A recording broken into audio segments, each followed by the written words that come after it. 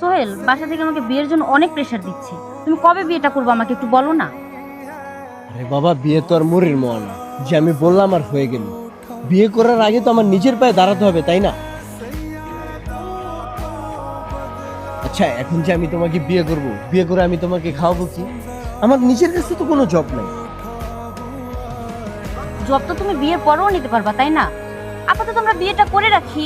এখন আমি তোমার প্রেশারে হুটহাট করে বিয়ে করে ফেললাম, পরে আবার আমি নিজেই পস্তাই। তুমি কি এটাই চাও?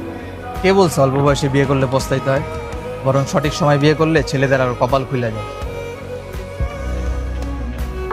আর রিজিকের মালিক মহান আল্লাহ। আল্লাহ তাআলা কোনো না কোনোভাবে আমাদের সফলতার রাস্তা খুলেই দেয়। হ্যাঁ ভাই, আপনার কথা আমি সবই বুঝলাম, কিন্তু বিয়ের পরে যদি আমি কিছু না করতে পারি তখন আমার সংসার কিভাবে চলবে? এই যে আপনি আমাদেরকে দেখেন, 2 বছর আগে আমরা বিয়ে করেছি। বিয়ের আগে আমাদের কিছুই ছিল না। এখন আল্লাহর রহমতে আমার 2টা বিজনেস এবং আমার আন্ডারে আরো 40 জন কাজ করে। বিয়ে ছাড়া আপনারা যে প্রেম ভালোবাসার সম্পর্কে আছেন, এই সম্পর্কটাও তো হারাম।